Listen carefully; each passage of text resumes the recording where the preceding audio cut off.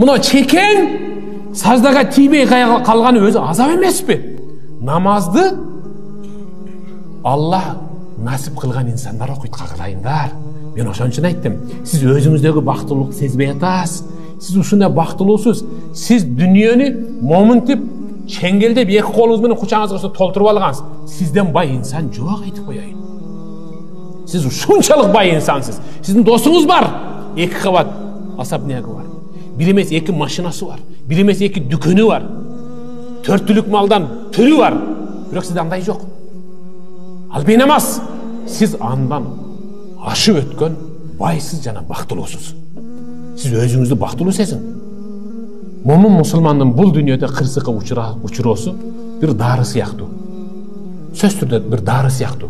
Аллах Таала анын истигфар менен кечирилбеген күнөөсүн мүдүрлүп жыгылып, тизесин сыйрып алгандыгы үчүн күнөөсүн кечирет. Баласы ооруп калды. Бир тууган операция болуп атат. Ошого болгон кыжылатчылыгы менен намазында кечирилбеген күнөөсүн, ошол кыжылатчылыгы менен күнөөсүн кечирип атат. Субханаллах.